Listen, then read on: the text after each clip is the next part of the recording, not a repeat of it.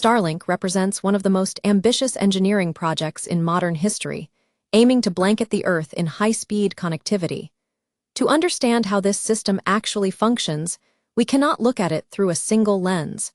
We need to dissect it into three distinct engineering domains. First, we will explore orbital mechanics, understanding how thousands of satellites dance in low Earth orbit without colliding. Next, we dive into phased array physics, the technology that allows beams to steer themselves without moving parts. And finally, we examine the network topology, the dynamic routing of data across a constellation moving at 17,000 miles per hour. Let's begin by looking up.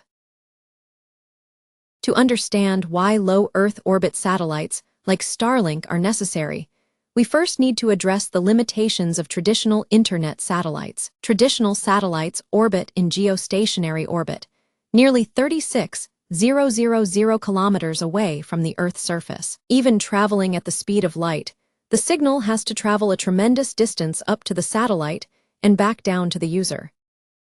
This round trip results in a latency of about 600 milliseconds, making real-time activities like video calls or online gaming frustratingly slow. Traditional internet satellites orbit in geostationary orbit, over 35,000 kilometers away. This massive distance causes a significant delay, or latency, in the signal. Starlink changes the game by operating in low Earth orbit. These satellites fly just 550 kilometers above the surface. Because the satellite is 60 times closer, the signal path is drastically shorter. This reduces the round-trip latency from 600 milliseconds down to just 20 to 40 milliseconds. However, bringing satellites closer to Earth introduces a significant challenge: coverage. Because the satellite is at a much lower altitude, its field of view is strictly limited. It projects a cone of visibility down to the surface, creating a relatively small service cell. Compared to the massive footprint of a geostationary satellite, this area is tiny. To provide internet to the whole planet, a single low Earth orbit satellite is nowhere near enough. To cover the entire planet, Starlink doesn't just launch satellites randomly. They are arranged in specific rings called orbital planes. Here we see a single plane, a train of satellites chasing each other around the Earth. This formation ensures that, as one satellite sets over the horizon, another immediately rises to take its place. To create a global network, a single satellite or even a single ring is not enough. Starlink launches thousands of satellites into multiple orbital planes. These planes intersect at different longitudes, crisscrossing the globe to form a moving grid. Most shells operate at an inclination of 53 degrees, covering the majority of the population. To understand how Starlink achieves its performance, let's look inside the sleek chassis of a V2 mini satellite. Dominating the structure is the massive solar array, unfolding to capture energy in the vacuum of space. For orbital maneuvering and collision avoidance, it uses high-efficiency argon Hall thrusters. Precise navigation and orientation are handled by autonomous star trackers, and critically, the bottom face houses the communication payload, advanced phased array antennas that beam data directly to you. To maneuver in space, Starlink satellites use advanced argon Hall thrusters. These engines use electricity to ionize argon gas and accelerate the particles out the back at tremendous speeds. According to Newton's second law, this expulsion of mass generates a reaction force, pushing the satellite in the opposite direction. While the force is small, roughly the weight of a piece of paper, in the vacuum of space, it adds up over time to effectively steer the satellite. In a phased array, multiple antennas act as a single unit. Here we have 5 isotropic radiators. When they emit signals simultaneously, the radio waves ripple out like water. Notice how the waves overlap.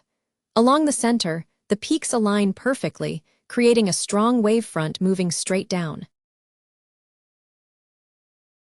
In a phased array, the antenna elements do not move physically.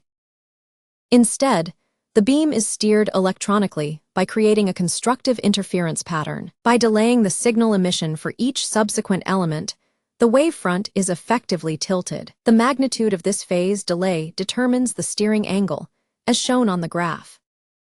This allows Starlink satellites to switch targets in milliseconds.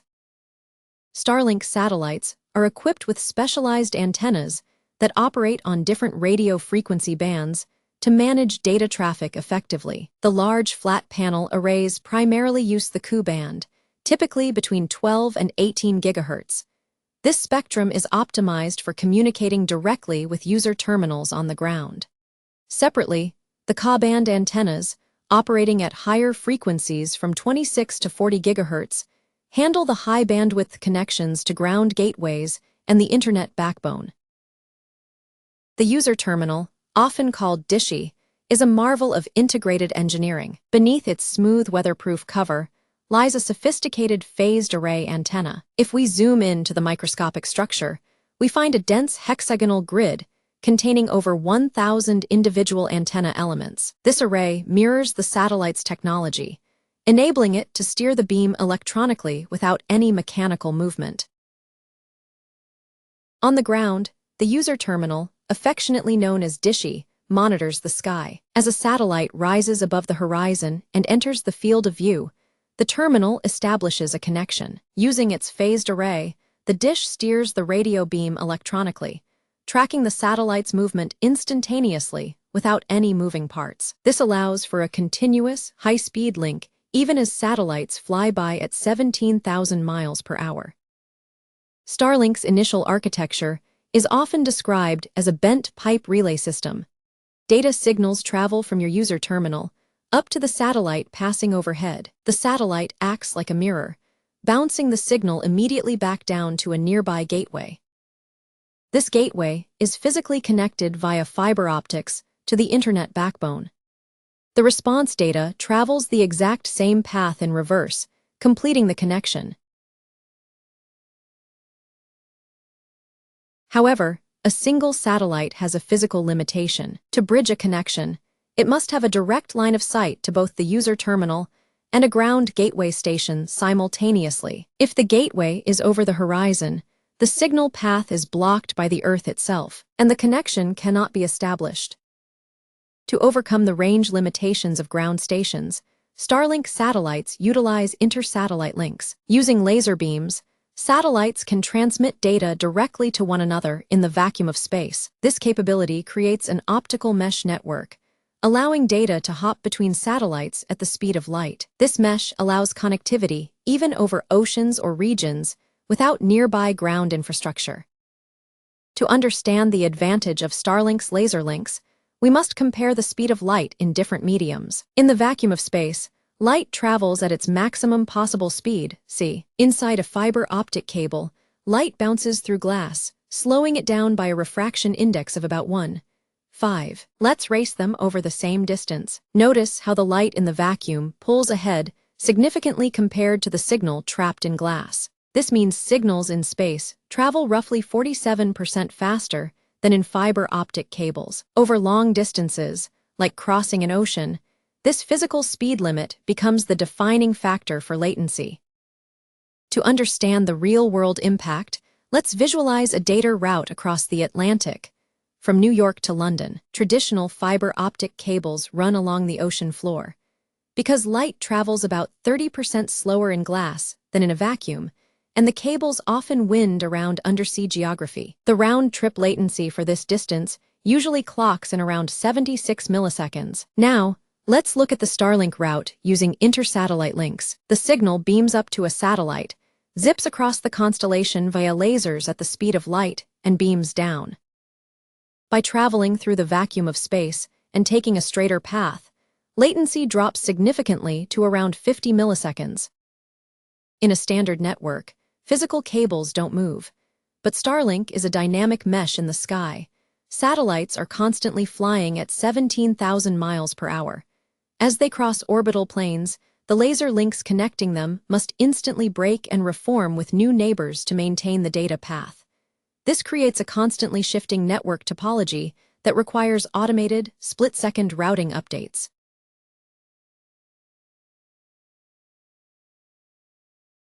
To service millions of users using limited radio spectrum, Starlink employs a technique called frequency reuse. The service area on the ground is divided into a hexagonal grid of cells. Non-adjacent cells are colored the same, meaning they reuse the same frequencies. Adjacent cells use different combinations of frequencies and polarization to prevent interference. This allows the network to densely pack capacity without signals clashing. Zooming into a single hexagonal service cell, we can see how bandwidth is actually managed. When a single user is active, the entire capacity of the satellite's beam is available to them. However, bandwidth within a cell is a shared resource. As more neighbors join the network, the available pie must be sliced into smaller pieces. This reduction in speed per user is why heavy congestion can lead to slower connections during peak hours. Starlink uses a networking technique called carrier-grade NAT to manage IP addresses. Multiple users, each with their own private IP address, connect to a single ground gateway. The gateway translates traffic from these many users to share a single public IP address facing the open internet. This architecture conserves IPv4 addresses, but means users don't have a unique identity on the public web. Starlink requires a wide, unobstructed field of view to communicate reliably with satellites passing overhead. Obstructions like trees, buildings, or even poles can block the signal, causing frequent interruptions. To help users avoid this, the Starlink app features an obstruction tool that scans the sky. It generates a map of the user's field of view, highlighting any blocked areas in red. If significant obstructions are detected, the app will suggest finding a clearer installation spot. To continue scaling the constellation, SpaceX is transitioning to the massive Starship launch vehicle. While the Falcon 9 carries the compact V-1 satellites, Starship's expansive payload bay is designed to launch the much larger Generation 2 satellites. These next-generation satellites are significantly larger, featuring more powerful antennas and higher throughput capacity. In the crowded environment of low Earth orbit, space debris poses a significant threat. Starlink satellites are equipped with automated collision avoidance systems that constantly monitor debris trajectories. When a potential collision is detected, the satellite autonomously calculates a safe path. It fires its thrusters to slightly change its orbit, dodging the object. Once the danger has passed, the satellite returns to its operational station, all without human intervention. A major challenge for satellite constellations is their impact on astronomy.